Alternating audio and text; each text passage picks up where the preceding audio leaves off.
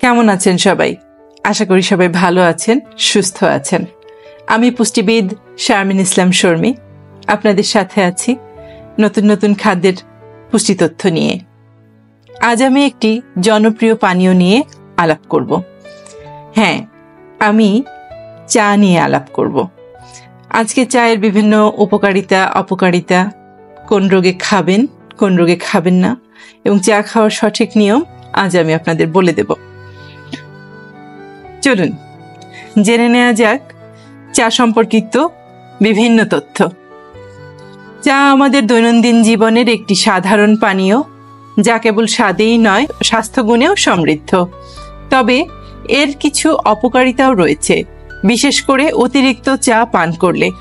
চায়ের উপকারিতা, অপকারিতা ও কোন রোগে এটি খাওয়া উচিত বা উচিত নয় সে সম্পর্কে আজ বিস্তারিত আলোচনা করব।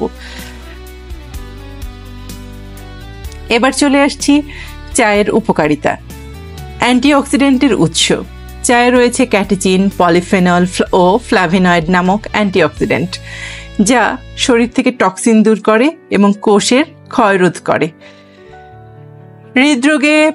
হৃদরোগ প্রতিরোধে সহায়ক। নিয়মিত ব্ল্যাক টি বা গ্রিন টি পান করলে কোলেস্টেরল কমে এবং রক্তচাপ নিয়ন্ত্রণে থাকে, ফলে হার্ট অ্যাটাক ও স্ট্রোকের ঝুঁকি কমায়। হজমে সহায়ক। আদা বা লেবু চা হজম শক্তি বাড়ায়, গ্যাস্ট্রিকের সমস্যা কমায়।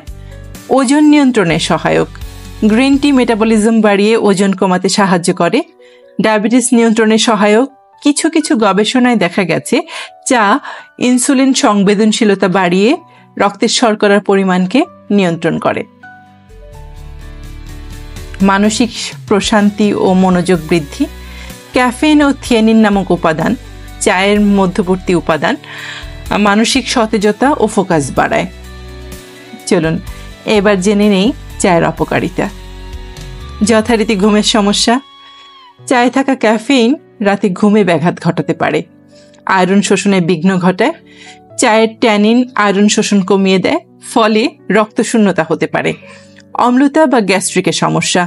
খালি পেটে চা পান করলে অ্যাসিডিটি বাড়ে। দাঁতের রং পরিবর্তন। চা পান করলে দাঁতের এনামেল নষ্ট হয়, দাঁত হলদে হয়ে যেতে পারে। হাড় দুর্বল করে। অতিরিক্ত চা পান করলে ক্যালসিয়ামের ক্ষয় হয়, হাড় দুর্বল হয়। কোন রোগে চা খাওয়া উচিত? আসুন জেনে নিই কোন রোগে চা খাওয়া উচিত। হৃদরোগ। অ্যান্টিঅক্সিডেন্ট থাকায় ব্ল্যাক টি, গ্রিন টি উপকারী।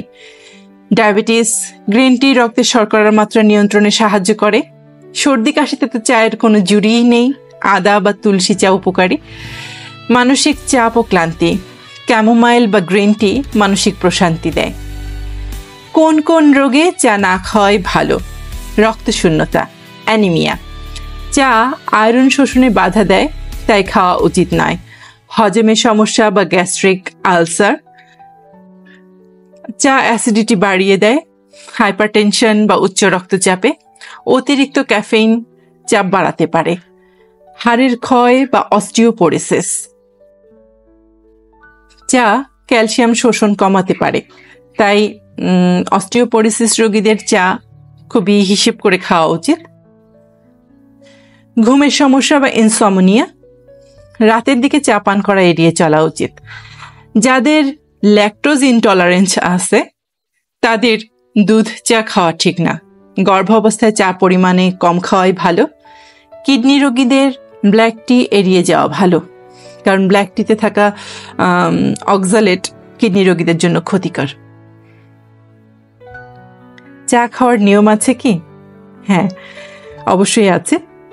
আসুন জেনে নেই চা খাওয়ার নিয়ম। দিনে 2 থেকে 3 কাপের বেশি নয়। খালি পেটে না খাওয়াই ভালো। খাবারের পর অন্তত 1 ঘন্টা পর খাওয়া উচিত। চিনি, দুধ কম দিয়ে খাওয়া ভালো। হার্বাল চা বা গ্রিন টি স্বাস্থ্যকর বিকল্প। এই তো গেল চায়ের নানা কথা।